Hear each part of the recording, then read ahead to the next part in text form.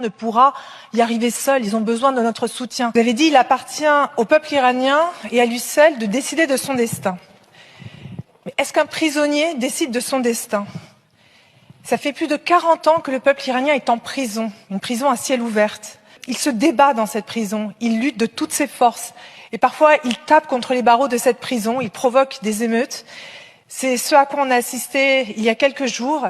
Et là, ces bourreaux sont arrivés et lui ont tiré dessus à l'arme lourde. Alors non, il n'appartient pas au peuple iranien de décider seul de son destin. S'il le pouvait, il le ferait. Il ne peut pas. C'est un prisonnier. Et donc, quelle responsabilité avons-nous? Et nous avons une responsabilité morale. Faut-il le rappeler ici? La France a accordé l'asile politique à Khomeini. Il a affrété un avion Air France et c'est de cet avion que Khomeini est descendu abattre l'obscurité dans son pays, sur son peuple. Nous avons une responsabilité morale et que faisons-nous? Monsieur le ministre, vous avez dit nous avons les yeux ouverts.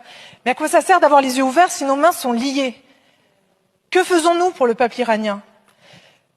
Le peuple iranien, son espoir, il réside dans Elon Musk. L'homme au salut nazi, c'est lui qui met ses satellites à disposition pour désenclaver, pour pouvoir joindre leurs familles. Où sont les satellites européens? Où est Eutelsat?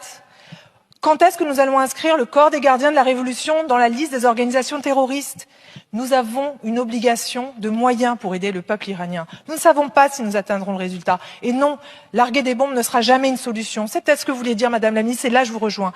Et c'est une alerte que nous recevons, nous, démocrates. Si nous laissons Elon Musk, le nazi, si nous laissons Donald Trump, le parrain, incarner l'espoir, nos démocraties sont mortes. Nos démocrates ne seront que des pantins. Nous devons nous délier les mains, nous devons agir de toutes nos forces. Que faisons-nous? C'est une question simple. Que faisons-nous pour agir maintenant de toutes nos forces pour aider l'Iran à se débarrasser de ses bourreaux?